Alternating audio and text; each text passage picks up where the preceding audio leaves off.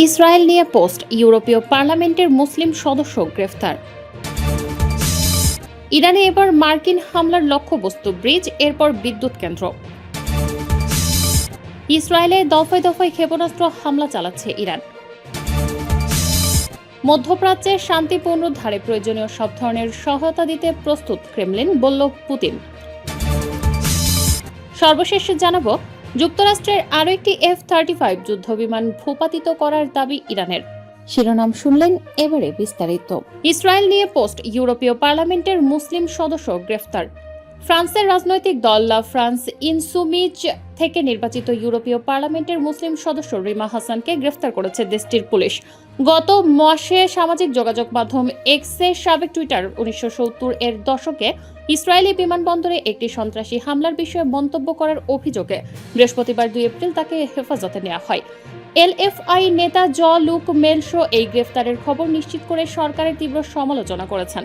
ফরাসি সংবাদ মাধ্যম লে প্যারিসিয়ান জানিয়েছে, রিমা হাসানের পোস্টটি সন্ত্রাসবাদের সমর্থনে উস্কানি হিসেবে গণ্য হতে পারে এমন সন্দেহে কর্তৃপক্ষ তাকে জিজ্ঞাসাবাদ করার জন্য আটক করেছে। ইরানে এবার মার্কিন হামলার লক্ষ্যবস্তু ব্রিজ, এরপর বিদ্যুৎ কেন্দ্র। ইরানে হামলার লক্ষ্যবস্তু নিয়ে নতুন করে হুঁশিয়ার বার্তা দিয়েছেন মার্কিন প্রেসিডেন্ট ডোনাল্ড ট্রাম্প। তিনি সতর্ক করেছেন যে যুক্তরাষ্ট্রের সামরিক বাহিনী এখনও ইরানের অবশিষ্ট অবকাঠামো ধ্বংস করা শুরু করেনি। শুক্রবার 3 এপ্রিল কাতার ভিত্তিক সংবাদ মাধ্যম আল জাজিরার লাইভ প্রতিবেদন এই তথ্য জানানো হয়েছে।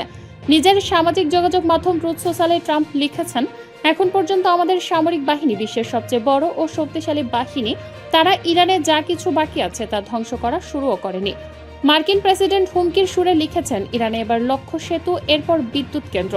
ইরানের সরকারকে উদ্দেশ্য করে তিনি উল্লেখ করেন, নতুন শাসন ব্যবস্থার নেতৃত্ব জানে কি করতে হবে এবং সেটা দ্রুত করতে হবে। ইসরায়েলে দফায় দফায় ক্ষেপণাস্ত্র হামলা চালাচ্ছে ইরান। মধ্যপ্রাচ্যের রণক্ষেত্র উত্তেজনা নতুন উচ্চতায় পৌঁছেছে যখন ইরান থেকে ইসরায়েলের ভূখণ্ড লক্ষ্য করে পুনরায় বড় ধরনের ক্ষেপণাস্ত্র হামলা চালানো হয়েছে। শুক্রবার 3 এপ্রিল আল জাজিরার এক প্রতিবেদনে জানানো হয়েছে, ইসরায়েলি প্রতিরক্ষা বাহিনী তাদের আকাশ সীমানায় ইরানের একাধিক ক্ষেপণাস্ত্র শনাক্ত করেছে। ইসরায়েলি সামরিক কর্তৃপক্ষ জানিয়েছে, এই হামলা প্রতিহত করতে তাদের আকাশ প্রতিরক্ষা ব্যবস্থাগুলো বর্তমানে সক্রিয়ভাবে কাজ করছে। অন্যদিকে ইরানের শক্তিশালী সামরিক শাখা ইসলামিক রেভলিউশনারি গার্ড কর্পস এক বিবৃতিতে দাবি করেছে, তারা তেল আবিব ও ইলাত অঞ্চলে ইসরায়েলের গুরুত্বপূর্ণ সামরিক ঘাঁটি এবং সামরিক শিল্প স্থাপনাগুলোতে সফলভাবে আঘাত হানতে সক্ষম হয়েছে। তেহরানের দাবি অনুযায়ী এই সুনির্দিষ্ট হামলার ফলে ইসরায়েলি বাহিনীর উল্লেখযোগ্য ক্ষয়ক্ষতি হয়েছে। মধ্যপ্রাচ্যের শান্তি পুনরুদ্ধারে প্রয়োজনীয় সব ধরনের সহায়তা দিতে প্রস্তুত ক্রেমলিন, জানালেন পুতিন। মধ্যপ্রাচ্যের চলমান সংঘাতের দ্রুত অবসান চায় রাশিয়া। এই অঞ্চলে শান্তি পুনরুদ্ধারে প্রয়োজনীয় সব ধরনের সহায়তা দিতে ক্রেমলিন প্রস্তুত বলে জানিয়েছে রাশিয়ার প্রেসিডেন্ট ভ্লাদিমির পুতিন। বৃহস্পতিবার রাশিয়ার বার্তা সংস্থা ইন্টারফ্যাক্স এ তথ্য জানায়। রুশ বার্তা সংস্থা তাস এর প্রতিবেদন অনুযায়ী মধ্যপ্রাচ্যের প্রভাবশালী নেতাদের সাথে নিয়মিত আলোচনার অংশ হিসেবে বৃহস্পতিবার সৌদি যুবরাজ মোহাম্মদ বিন সালমানের সাথে কথা বলার কথা রয়েছে পুতিনের। এর আগে ক্রেমলিনের মুখপাত্র দিমিত্রি পেসকভ জানান, ইরান সংঘাত নিরসনে অবদান রাখতে রাশিয়া সচেষ্ট এবং প্রেসিডেন্ট পুতিন আঞ্চলিক নেতাদের সাথে নিরবচ্ছিন্ন যোগাযোগ বজায় রাখছেন। পেসকভ সাংবাদিকদের বলেন, প্রেসিডেন্ট এই যোগাযোগ অব্যাহত রেখেছেন। যদি আমাদের পরিষেবার প্রয়োজন হয় তবে আমরা অবশ্যই সামরিক পরিস্থিতিকে দ্রুততম সময়ে শান্তিপূর্ণ ধারায় ফিরিয়ে নিতে অবদান রাখতে প্রস্তুত। যুক্তরাষ্ট্রের আরও একটি F-35 যুদ্ধবিমান ভূপাতিত করার দাবি ইরানের। মধ্য ইরানের আকাশসীমায় যুক্তরাষ্ট্রের আরও একটি অত্যাধুনিক F-35 যুদ্ধবিমান ভূপাতিত করার দাবি করেছে ইরানের ইসলামী বিপ্লবী গার্ড কর্পস। আইআরজিসির সংশ্লিষ্ট ফার্স্ট নিউজ এজেন্সির একটি টেলিগ্রাম পোস্টে জানানো হয়েছে, মার্কিন এই যুদ্ধবিমানটি ধ্বংস হয়ে মাটিতে আছড়ে পড়েছে।